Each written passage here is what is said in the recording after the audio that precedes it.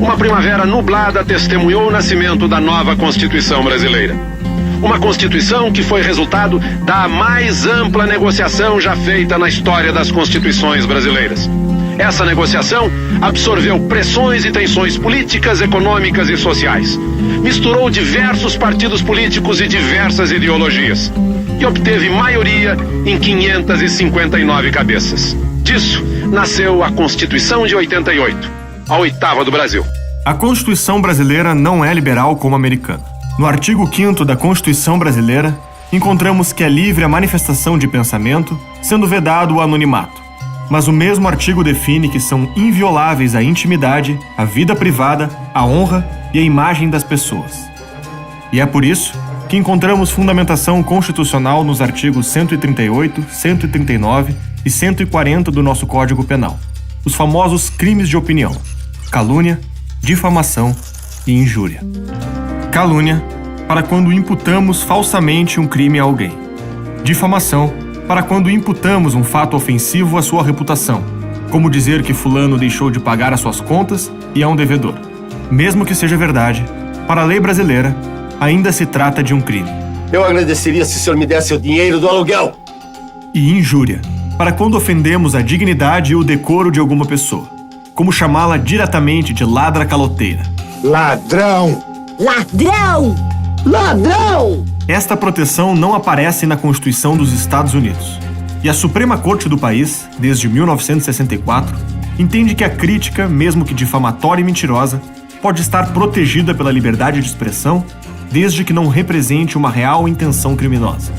Tem uma diferença fundamental entre o tratamento que é dado nos Estados Unidos, onde fundamentalmente a honra, a proteção da honra é a matéria de direito civil, e o que acontece no Brasil, em que isso é uma matéria que é, por um lado, civil, por outro lado, criminal, e isso mistura a ação do indivíduo que se sente ofendido com a ação do Estado, que é obrigado a perseguir criminalmente quem emitiu uma opinião ofensiva. Eu, pessoalmente, entendo, e essa é a minha visão pessoal, é de que a honra a pessoa tem independe da opinião que os outros venham a ter. Se os outros atacarem ele disser, é evidente que não atinge a pessoa que sabe quem é. No momento que alguém sente que a sua honra foi afetada, é evidente que nesse momento essa pessoa se sentiu agredida e demonstra que, na verdade, ela tem uma honra para ser mostrada para os outros, não a honra que ela mesma tem. O modelo brasileiro, que tenta limitar a liberdade de expressão em defesa da honra, acaba jogando uma grande responsabilidade no colo dos juízes, que precisam decidir caso a caso o que é a liberdade de expressão e o que é crime contra a honra.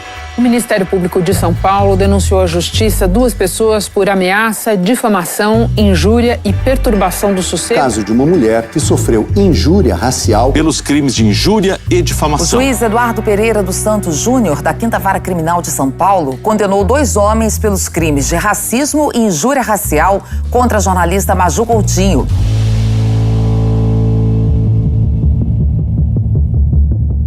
Um artigo chamado Freedom of Expression, que lições devemos aprender com a experiência americana, buscou analisar a racionalidade das decisões do STF sobre a liberdade de expressão. E percebeu que os ministros Marco Aurélio Mello e Gilmar Mendes, por meio da mesma ponderação, chegaram a conclusões opostas sobre o mesmo caso. E foi com toda essa confusão jurídica em cima da mesa que o Brasil entrou na era da internet. Eu cheguei ao hacker que fraudou, segundo ele mesmo, o processo eleitoral no Brasil. Vamos então falar sobre a jovem que teve o corpo marcado com uma suástica. A polícia concluiu que os cortes foram feitos por ela mesma ou com consentimento. O caso causou muita repercussão há 2 semanas, inclusive influenciou na campanha eleitoral. E um projeto de fraude na facada do presidente, um projeto gravíssimo. Pelo menos 1 milhão de mortos até o fim de agosto. Ai, Cogos, morreram 90 mil pessoas. Comorbidades. Morreram com Covid, mas não de Covid. O iPhone, que é um celular, teve início na pesquisa na União Soviética. Ele tem uma informação de escuta telefônica vindo de 2 embaixadas. Nesse vídeo, será apresentado o resultado da análise feita pela Operação Antifraude. Se eu perguntasse à deputada Joyce Hasselmann quanto tempo falta para ela gritar Lula livre, isso seria uma fake news? Isso seria uma indagação? Ou isso seria o meu direito de liberdade de expressão? A internet deu voz ao conteúdo independente, segmentou as pessoas em nichos e diminuiu para minutos o tempo de viralizar notícias. O resultado foi parar nas urnas. Às 7h21 da noite deste domingo, chega a informação de que Jair Bolsonaro está eleito presidente da República. O partido do primeiro-ministro do Reino Unido, Boris Johnson, conquistou uma vitória ampla na eleição geral. Uma eleição histórica. Donald Trump é o novo presidente dos Estados Unidos. Os institutos de pesquisa americanos não previam essa vitória. Estranhando os resultados e as novas formas de comunicação, o estamento da política e da velha mídia começou a desconfiar e as acusações começaram. A matéria veiculada no jornal Folha de São Paulo, através de uma fonte anônima, acusava a campanha de Jair Bolsonaro por ter criado informações falsas e disseminá-las por robôs com o financiamento de empresários. O discurso foi incorporado pela oposição. O caso foi repetido centenas de vezes pela mídia. Virou assunto público e transformou-se em uma CPMI com apoio de 276 deputados federais e 48 senadores.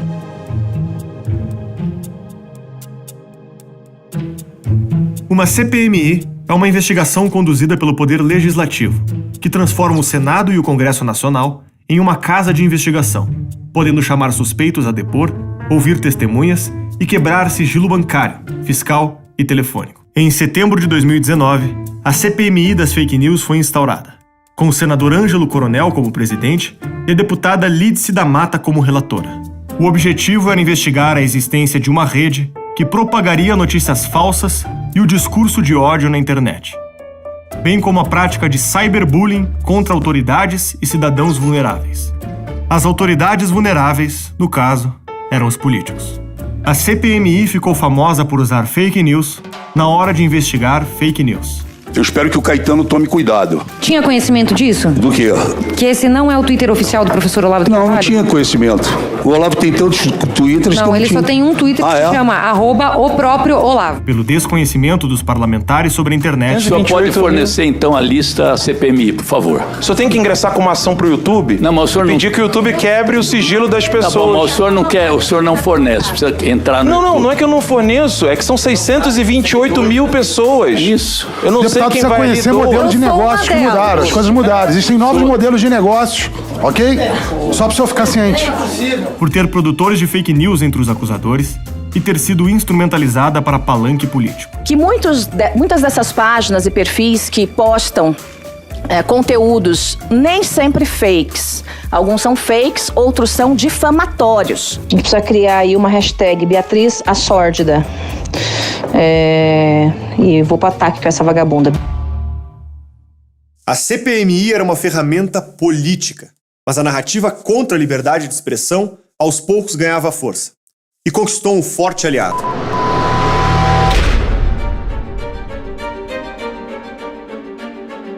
Se for tinto, tem que ser fino e seco. A uva pode ser taná ou assemblagem. Safra 2010 ou superior. Pelo menos 4 prêmios internacionais. Que tem envelhecido em barril de carvalho francês. Primeiro uso. Por no mínimo 12 meses. Essa dica sommelier custa cara. Mais de R$1 milhão. E faz parte da licitação de refeições do Supremo Tribunal Federal. Serviços extraordinários de todos os servidores da corte, inclusive dos ministros. A decisão vai ao encontro a uma... Em 293 regiões. lagostas com molho de manteiga queimada. Salários, vantagens pessoais, licença-prêmio, indenização de férias. Bacalhau a Gomes de Sá. Tem 58 motoristas. Refeições com lagosta e vinhos importados. Nenhum servidor público pode receber mais do que o salário de um ministro do STF. Quase 100 vezes mais do que a média da renda do brasileiro. Com assistência médica e odontológica, eles gastaram 15.780.000. E camarões ao vapor com molho de raiz forte ou agrião. Já a cachaça tem de ser de alta qualidade. Gosta de comer e beber muito bem às custas do povo brasileiro. E gastaram com auxílio funeral, morreu gente pra diabo, 204.000. Para a sobremesa, uma das 15 opções. Agora, com alimentação, gastou 12 milhões. 12 milhões. O salário triplica por causa de pagamentos extras, como o auxílio moradia. Garantidos por lei e isentos de imposto. Porque os ministros entenderam que são donos da verdade. Contramão da crise, os ministros do Supremo Tribunal Federal, aumentando os próprios salários. Usar essa toga, usar esse poder do jeito que dá na cabeça dele. Nós somos uma república de privilégios, né?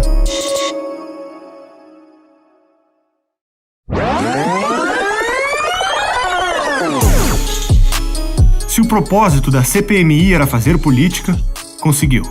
A pauta cresceu na mídia, cresceu nas redes sociais e, o mais importante, ganhou o ativismo judicial da Suprema Corte. O ministro Luiz Fux afirmou que a disseminação de notícias falsas poderia anular as eleições presidenciais de 2018. Se o resultado de uma eleição qualquer for fruto de uma fake news difundida de forma massiva, é influente no resultado, o artigo 222 prevê inclusive a anulação. E o ativismo saiu do discurso e foi para a prática. A revista Cruzoé divulgou a delação premiada de Marcelo Odebrecht, que acusava Dias Toffoli, o presidente do Supremo Tribunal Federal, a ter relações ilegais com o PT. Na mesma hora, o ministro Alexandre de Moraes censurou a revista, removendo a publicação e convocando os repórteres a prestarem esclarecimento. A decisão foi mantida por Gilmar Mendes, que argumentou achar tratar-se de uma fake news. O relator Alexandre de Moraes disse que procurou proteger a honra de alguém, no caso Toffoli, até que fossem confirmadas o que ele considerou fake news. Quem também falou sobre o assunto foi outro integrante do Supremo, Gilmar Mendes. Ele disse que a decisão de censurar as publicações foi tomada porque talvez fosse uma fake news. Mas foi em março de 2019 que Dias Toffoli abriu o inquérito 4.781, conhecido como o Inquérito das Fake News. O inquérito tinha como propósito que a Suprema Corte investigasse a existência de notícias falsas, denunciações caluniosas, ameaças e infrações que podem configurar calúnia, difamação e injúria contra os membros do STF. A relatoria do caso não foi sorteada, e Alexandre de Moraes foi nomeado relator. Em seguida, Moraes determinou o sigilo do caso, não dando acesso ao processo nem mesmo aos acusados. O inquérito foi extremamente polêmico e, frequentemente, acusado como ilegal.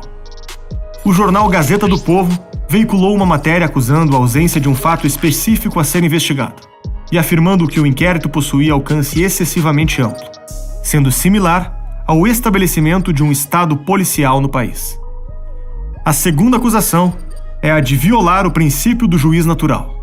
Este princípio garante que não podemos escolher um juiz para julgar um caso e serve para evitar a parcialidade na administração do julgamento. E a acusação é de que, ao nomear Alexandre de Moraes, este princípio não foi respeitado. A terceira acusação é a decisão de manter o processo em sigilo dos acusados.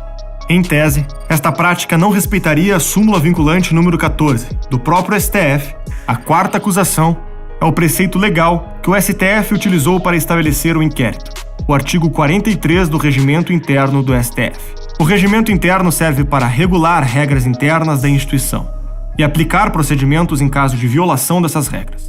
Mas nesse caso, foi utilizado com outra interpretação. O presidente do tribunal, Dias Toffoli, afirmou que, embora os crimes não tenham sido praticados dentro do prédio do Supremo, os ministros, supostas vítimas dos investigados, são o tribunal. Neste caso, ofender um ministro seria ofender a própria instituição. A ministra Rosa Weber, ao defender a constitucionalidade dessa decisão, afirmou que em tempos de internet, onde fazem o plenário por videoconferência, precisaria atualizar a carga semântica do regimento interno, que não podia prever as evoluções técnicas do mundo de hoje. Portanto, o ambiente interno do tribunal se estenderia a todo o país, através do ambiente online. Mas dentro da instituição, dentro do próprio, por exemplo, um advogado que resolve agredir um ministro, ou alguém que resolve atacar, utilizar expressões, mas ele pode, evidentemente, dentro da instituição, o Supremo é uma instituição pública, mas você não tem o direito de entrar dentro da instituição e agredir. Agora, o que se discute no objeto é se poderia manifestações fora da instituição, fora do recinto público, ter o mesmo tratamento que teria aquilo que estaria sendo feito dentro do recinto. Eu, pessoalmente, entendo que o objeto, nesse caso, não poderia ter uma extensão analógica, por analogia, estender aquilo que foi feito fora para dentro. E a acusação mais grave e frequente é a de que a investigação quebra o sistema acusatório estabelecido na Constituição brasileira. Quando alguém se sente prejudicado por um suposto crime de opinião, precisa denunciar esse crime, e um tribunal competente o julga perante sua acusação e sua defesa. Se o ofendido for uma pessoa pública, o caso aconteceria via Ministério Público. Se o acusado tiver foro privilegiado, ocorre no STF. No caso do inquérito das fake news, os acusados não têm foro privilegiado. E também não há vítima denunciando, a não ser os próprios juízes da corte. Neste caso, os ministros não deveriam ser, ao mesmo tempo, as vítimas, os denunciantes, os investigadores e os juízes do próprio inquérito. Isso seria a quebra do sistema acusatório brasileiro previsto em Constituição e a instauração de um sistema inquisitorial. But ultimately, what's the real difference between the two? The real difference is me. The hangman. To me, it doesn't matter what you did. When I hang you, I'll get no satisfaction from your death. It's my job. The man who pulls the lever that breaks your neck will be a dispassionate man. And that dispassion is the very essence of justice. For justice delivered without dispassion is always in danger of not being justice. Amen. O próprio ministro Marco Aurélio votou contra a constitucionalidade do inquérito. Se o órgão que acusa é o mesmo que julga, não há garantia de imparcialidade e haverá tendência em condenar o acusado. Com essa interpretação, o Supremo Tribunal Federal ganhou o poder de denunciar, investigar e julgar qualquer um em qualquer lugar do país, a hora que quisesse. A Constituição tem o devido processo legal, que é o direito à ampla defesa, o direito ao contraditório, o direito a ser julgado por seus pares. São ferramentas constitucionais para que o Estado possa fazer justiça. Fazer justiça não é meter alguém na cadeia. Fazer justiça é botar alguém na cadeia de forma justa, depois do devido processo. Então o Brasil, com este inquérito das fake news, abandonou as garantias constitucionais e as ferramentas de limitação do poder. Se a Constituição foi colocada nesses termos, isto é, para dar atribuições bem claras, definidas, a ideia foi essa: os poderes serem harmônicos e independentes não invadir. Então, dentro dessa linha, é evidente que a minha posição não é favorável a que um ministro investigue, acuse e julgue ao mesmo tempo, porque o direito de defesa fica atingido. Uma operação da Polícia Federal contra a divulgação de notícias falsas, as fake news, cumpriu hoje mandados de busca e apreensão. Entre os alvos estão parlamentares, empresários e blogueiros. As diligências foram autorizadas pelo ministro Alexandre de Moraes, do Supremo Tribunal Federal. O ministro determinou a busca e apreensão de computadores, tablets, celulares, dispositivos eletrônicos e outros materiais. Levaram o meu celular, levaram o meu computador pessoal para ver se eu tinha feito alguma coisa contra o STF. A Polícia Federal prendeu hoje a ativista Sara Fernanda Giromini, que é uma das chefes do 300 do Brasil. Os agentes também cumprem mandados de prisão contra outros 5 coordenadores do movimento. O ministro do Supremo Tribunal Federal, Alexandre de Moraes, aumentou o valor da multa para o Facebook depois de a empresa se recusar a tirar do ar contas e páginas de apoiadores do presidente Bolsonaro suspeitos de espalhar fake news. Na ditadura, a censura tinha autocensura e tinha autocensura das empresas e tinha a censura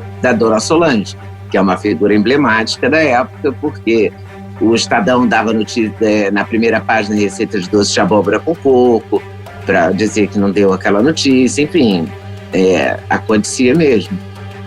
Eu acho parecido, mas eu acho que é parecido e é até pior, porque agora tem a narrativa.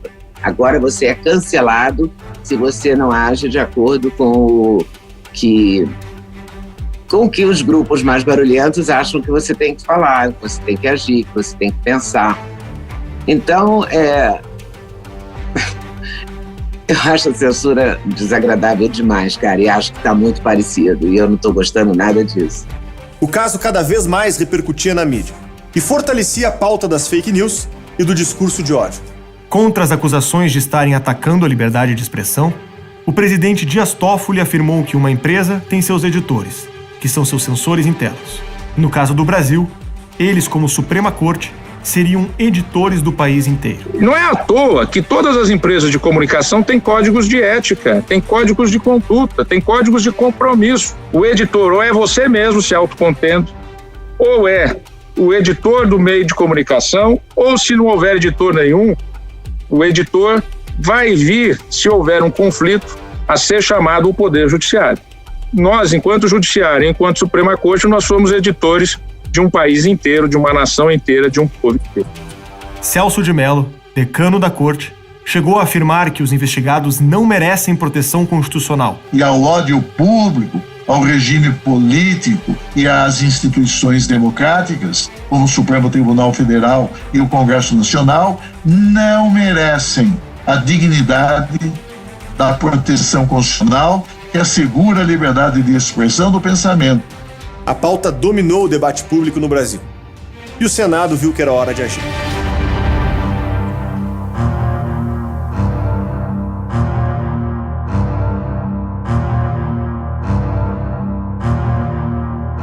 O senador Ângelo Coronel, o mesmo presidente da CPMI das fake news, foi relator do novo projeto de lei que tinha a proposta de combater fake news e o discurso de ódio. O Senado pautou para hoje a análise do projeto que cria a Lei das Redes Sociais e de Combate às Fake News.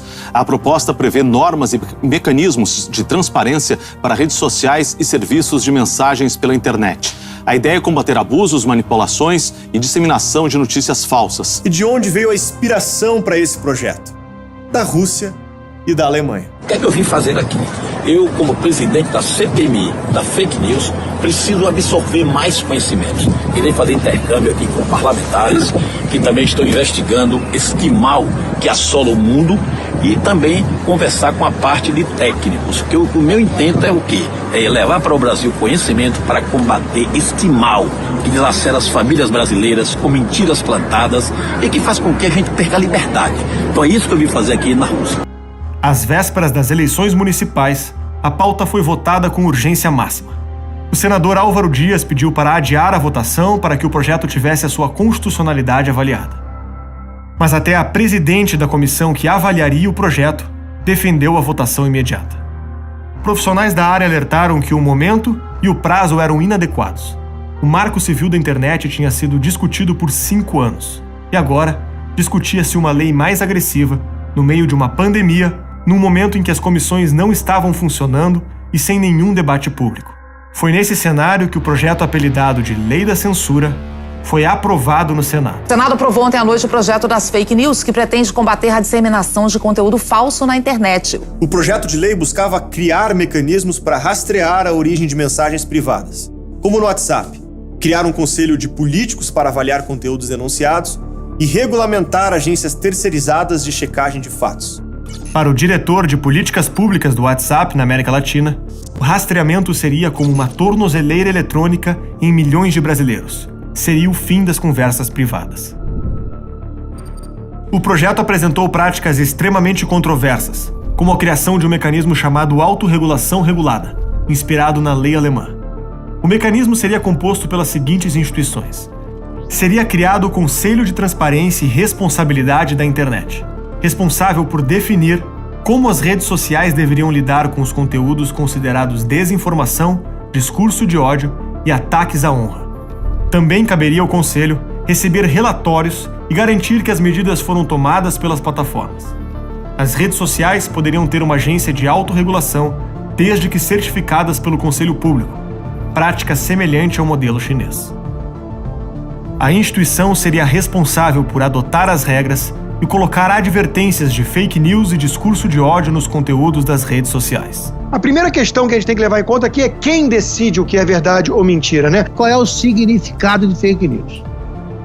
É contar a mentira, mas se você punir a mentira, você começa punindo ao Senado inteiro. O relatório e o projeto foram apresentados sem ouvir especialistas, sem a participação da sociedade civil e sem a realização até de audiências públicas.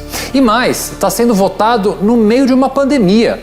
Esse inquérito, a impressão que dá é que ficará aberto ad eterno e todas as pessoas que eventualmente emitem uma opinião em relação ao STF, caso os membros do STF não gostem dessa opinião, vão inserir essas pessoas no inquérito. Então isso é muito preocupante. E é uma ameaça à liberdade de expressão, sim, né? E basta citar uma mensagem do relator, que é o senador Ângelo Coronel, que disse: aguarde que essa farra de fake, robô e pau-mandado está perto do fim.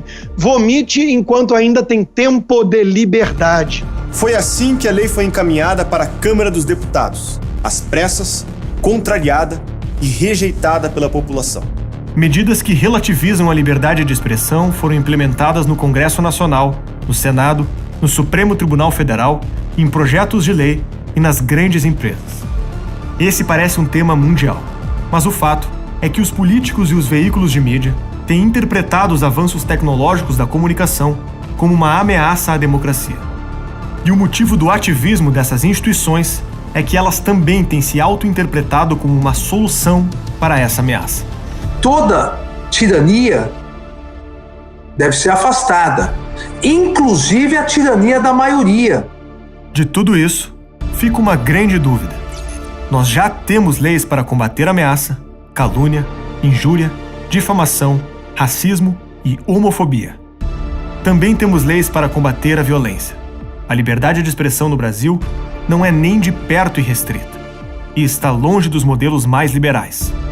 Todas essas leis garantem que os indivíduos possam ser responsabilizados por suas falas, julgados por suas afirmações, condenados por seus crimes de opinião. Por que a pressa e o desejo em criar novas leis? E cabe a pergunta: quem são esses políticos? Quem são essas agências reguladoras? O quão independentes eles são? Não é de hoje que mentiras e ofensas existem. Não é de hoje que lidamos com esse problema. Estamos, mais uma vez, prestes a abrir mão de liberdade e decidir eliminar a concorrência de dados, deixando políticos decidirem por nós. No fim do dia, a quem essas instituições vão favorecer? O próprio ministro Ricardo Lewandowski, ele fazia uma definição interessante. O século XIX foi o século do poder legislativo. Nós temos 11 constituições ali, a gente não sabe o que vai sair de cada ministro. O século XX foi o século do poder executivo. Muitos jornalistas e os que defendem estão esquecendo que pode sobrar para eles no futuro. A ingenuidade de um povo pode vir a ser a própria destruição dele. No século XX nós tivemos uma tendência do poder executivo não podem mais dar seus cursos? Será que isso vai ser aprovado mesmo? E, enfim, algumas pessoas não podem nem mais usar as suas redes sociais. O povo que prefere a desgraça ao perigo está preparado para ter um Senhor. E merece. E o século XXI é o século do Poder Judiciário.